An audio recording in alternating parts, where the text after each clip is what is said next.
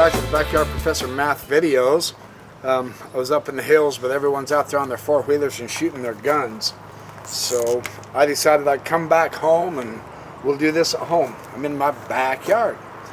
Alright, the reason I like practicing these plug and chug equations is because they are so helpful to get us used to algebra equations. You know, when we're studying algebra, we're actually studying simplified calculus. I'm truly serious. Calculus is just very advanced algebra, but we don't do away with everything we're learning in algebra in order to do the calculus or the trigonometry. So this is excellent practice for us. So let's say x is 3 and y is 4, and we're given an equation of 28 divided by 2x plus y. We have two different variables, x and y. We're told what they are. The idea is plug and chug these in, and we'll take it from there.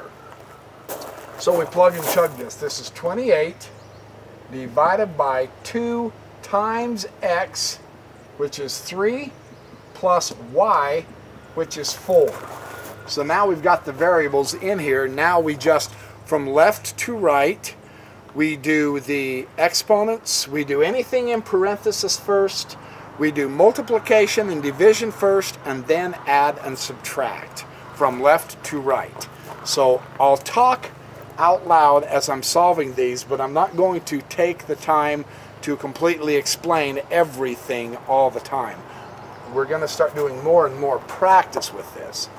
This simplifies to 28 divided by 2 times 3 is 6 plus 4. Now we see two different operations. We have a division and we have an add. We do the division first. It takes the priority. So 28 divided by 6 plus 4. 6 goes into 28 how many times? 6 times 4 is 24, right? So it's going to be 4. And the difference between 28 and 24 is 4, so the remainder is 4, and we bring down our denominator, 4 and 4/6 plus 4. So this is simply 4 and 4/6 plus 4 is 8 and 4/6, but 4/6 can be reduced. They're both even, so we take a 2 out of both of them. 2 out of 4 leaves 2. 2 out of 6 leaves 3, and your answer is 8 2/3. It's that simple when you go to do these equations. Now what if we're told 4x minus 4 over 5 plus y? Here we have variables on either end, on the top and on the bottom of a fraction. We have different additions and subtractions, and we have a multiplication. The idea is to become familiar with this enough so that we know exactly what to do and when and how to start, right? So we first plug and chug the values that we're given. 4 times x is 3 minus 4. This is all divided by 5 plus y is 4. So we have multiplication. We're going to do the multiplication first. Just solve the top part of a fraction first when it has numerous things to do, and then solve the bottom part of the fraction, and then simplify the fraction. It's really not that difficult. We'll have many, many different coefficients and variables in each part of the fraction a little later on. So we're learning by baby steps right now, but this is a very excellent practice. So 4 times 3 is 12 minus 4 over 9. 12 minus 4 is what? 8/9.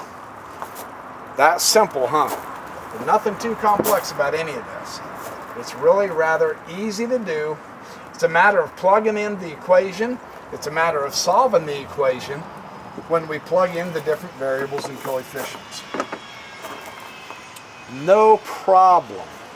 So that's that one. Now, let's get a little bit more complex one, which isn't more complex at all. 5 plus 14 times 2 divided by x minus y. Now here we have a whole slew of different operations. Plus, multiply, divide, subtract. We have a couple of different variables. We have several coefficients. The question is, what do we do first? We know multiply and divide is the priority. So what I like to do, and this clarifies things all the time, use your parentheses. They are your best friends when equations get hairy like this. Put your grouping symbols, the parentheses, around everything that is multiplied together and divided together first, because they're going to be your priority, right? So 5 plus 14, we do not add 5 plus 14 and then multiply that by 2. No, that's the wrong view. 14 is times by 2. So we put that parenthesis around the 14. We also have a division. Multiplication and division go together. So we put the parenthesis around that x, not the 2. We want to include all of this group first. Now we know what to do next. Everything in the parenthesis.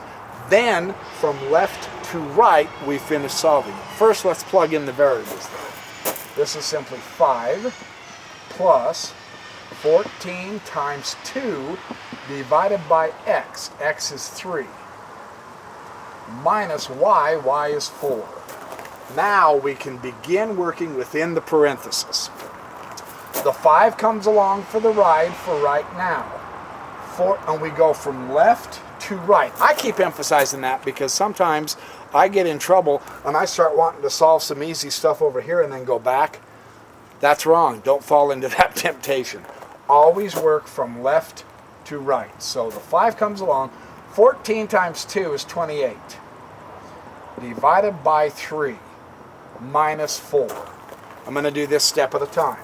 The 5 is still coming along for the ride. We don't worry about it. He's not going away. We don't worry about solving him yet. What's 28 divided by 3? 28 over 3. How many times does 3 go into 28? 7 is 21, 8 is 24, 9 is 27. So it's going to go in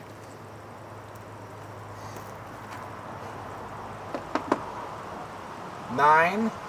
I'm going to put this in parentheses too. I'm not trying to confuse you. 9 and 1/3 is what that is. So this is 5 plus 9 and 1/3 minus 4. So now we can get rid of the parenthesis altogether. 5 plus 9 and 1/3 minus 4. And we go from left to right. So what's 5 and 9 is 14. Minus 4 is 10. And you bring along your 1/3. So that's 10 and 1/3. That's how you do that equation.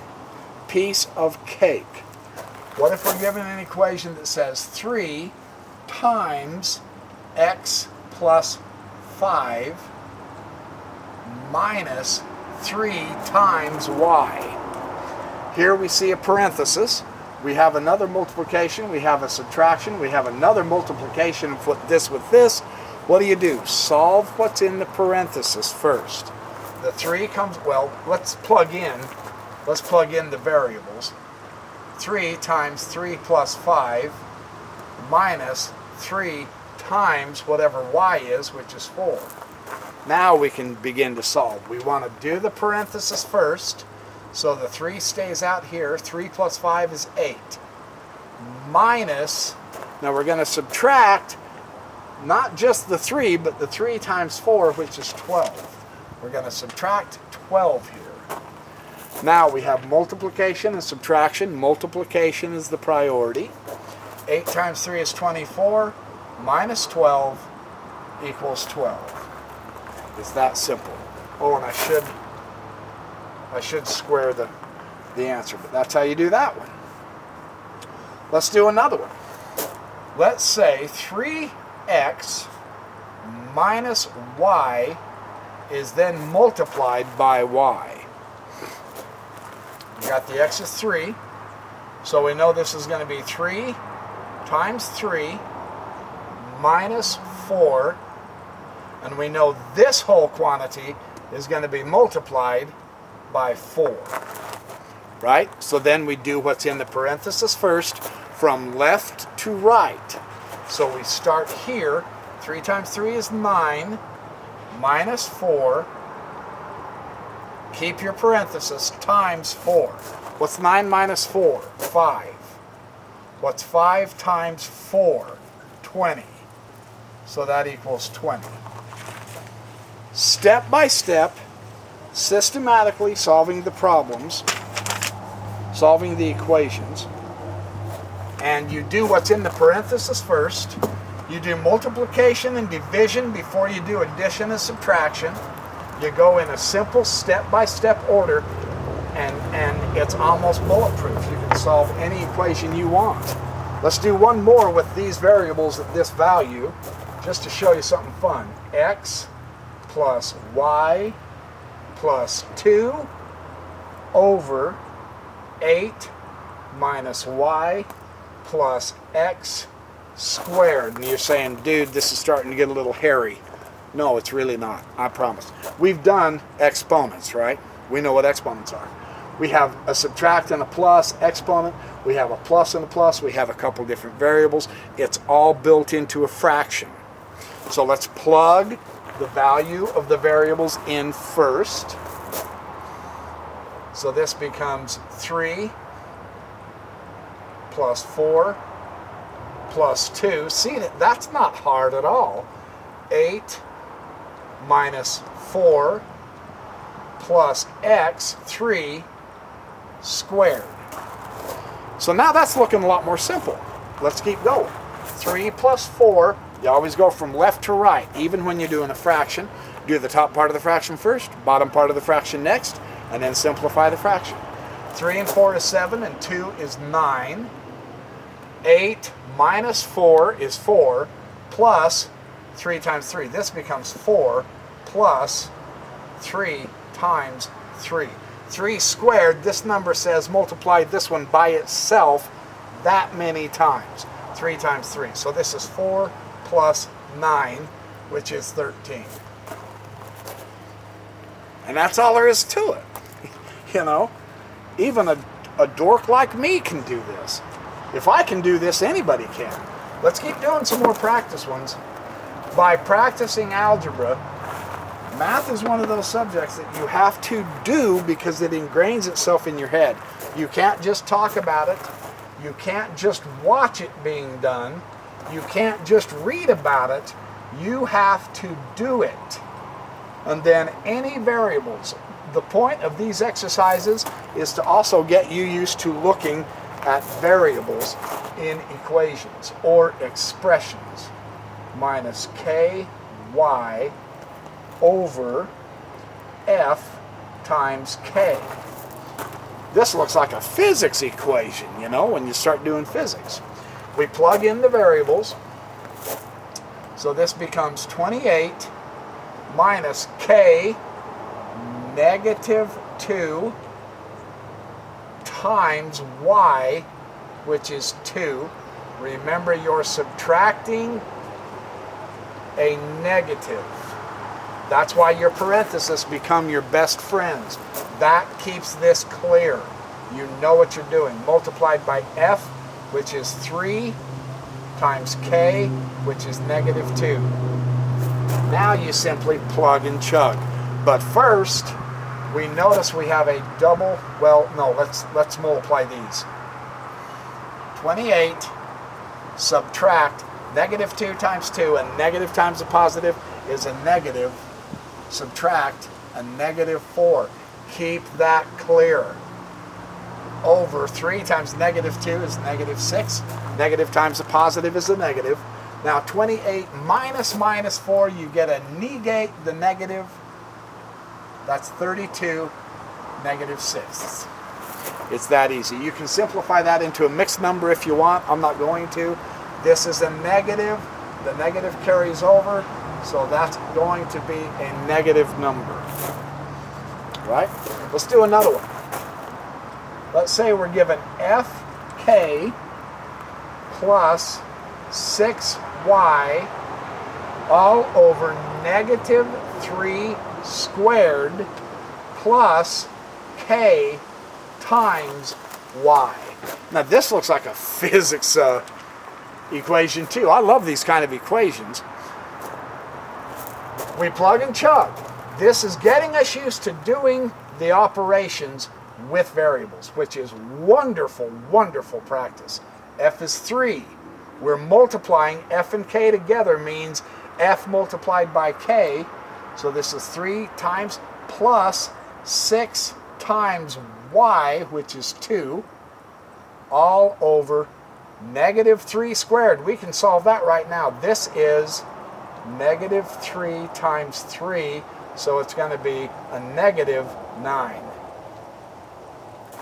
Remember, this is not negative 3 times negative 3. This is not that. The negative stays out there. It's the 3 that's squared. So this becomes 3 times 3 with the negative out front. Remember that, that's critical. If it had a parenthesis around it, then it would be negative 3 times negative 3. But it doesn't. So it's 3 times 3 with the negative out front, which is the same result, except that now this is 9 with a negative. That's a negative 9 plus k, negative 2, times y, which is 2. Now we just do the operations on the top, then do the operations on the bottom, and simplify the fraction. 3 times negative 2 is negative 6, plus 6 times 2 is 12, over negative 9 plus negative 2 times positive 2 is negative 4. A negative times a positive is a negative. So 12 plus negative 6, this can be rewritten as 12 minus 6, which is 6. And this is negative 9 plus negative 4 is negative 13. So your answer is negative 6/13 for that equation. Isn't that cool how that works? I love doing equations because they really sharpen your mind. They really sharpen your mind. They teach you how to do algebra. And that's what we want. It's like the guy sharpening a knife with his whetstone. He doesn't just run that whetstone once over that blade. He sharpens it. And there's people that spend hours sharpening their knives. We are sharpening our minds for algebra. Okay, let's say we're given 3ky over negative 3fky. We're in a fraction, we have a negative, we have multiplications, we have numerical coefficients with variables. These are great practice. Let's plug and chug the values. 3 times k times y, which is 2, over negative 3 times f, which is 3, times k, which is negative 2, times y, which is 2. And now we simplify it. We work from right to left and just multiply it all out. 3 times negative 2 is negative 6. Negative 6 times 2 is negative 12. Negative 3 times 3 is negative 9. Negative 9 times negative 2 is positive 18. Negative times a negative is a positive. And 18 times 2 is 36. Now we can see that 12 is a factor of 36. They're both even. The numerator's even, the denominator's even. So we can reduce this fraction. This goes to, I'm going to put the negative out here in front. We take out 12 here. I left my negative out there. 1. That becomes 1, that becomes 3, so the answer is negative 1/3. 12 goes into 36 3 times. And that's how that works. Now let's say we're given 2y minus f over ky. We plug and chug. This becomes 2 times y is 2 minus f, which is 3, over k, which is negative 2, times y, which is 2. Working from left to right, we solve the top part of the fraction, then the bottom part. 2 times 2 is 4, minus 3 is 1. Negative 2 times positive 2 is negative 4. Negative 1/4. It's that easy. Not a lot to this, is there? And you're doing some pretty good complex equations or expressions, making them into equations. That's kind of fun, isn't it? Building your confidence a little bit, isn't it? Okay, I think I've got a time for a few more. We're told that h equals 2 squared, I equals 3 squared, and j equals 2 cubed, 2 to the third. With this information, what is I minus h? I is 3 squared, so we write down 3 squared, subtract h, which is 2 squared. 3 squared is 9, 3 times 3, minus 2 squared is 2 times 2, which is 4, so that equals 5. Piece of cake. Now what if we're told j minus I? We plug in j, which is 2 cubed, subtract I, which is 3 squared. 2 cubed is 2 times 2 times 2 is 8, minus 3 squared is 3 times 3, which is 9. 8 subtract 9 is the same thing as 8 add negative 9.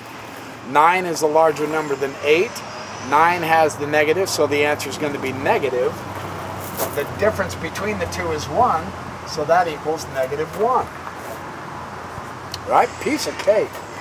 What if we have j minus h, I got to make my j's better, over I? What do? We plug it in.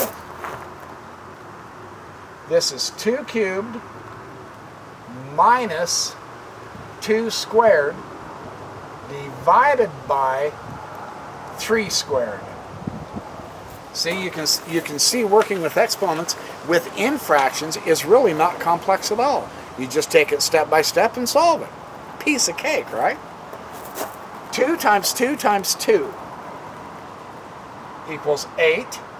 We're subtracting 2 times 2 is 4 over 3 times 3, which is 9.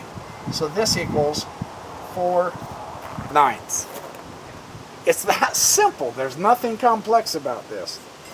What if we have I minus 1 over h? We fill in the blanks. I is 3 squared. 3 squared minus 1 over h, which is 2 squared. Okay? So we work out the exponents. 3 squared, 3 times 3 is 9. We're going to subtract 1 from 9. 2 times 2 is 4. 9 minus 1 is 8. And it's 8 over 4. We know that it's an improper fraction. The numerator is bigger than the denominator. 4 will go into 8 twice. It's that simple. When you begin to work with equations and expressions like this and practice them over and over and over again, you become familiar with algebra. And that is the essential key to being able to do algebra real easily. We will build on this up into trigonometry, geometry, calculus, and beyond. This is our foundation. Get this baby right, and everything else is smooth sailing. So thanks for watching my videos. Happy calculating. Have a great life. And I will see you in the next video.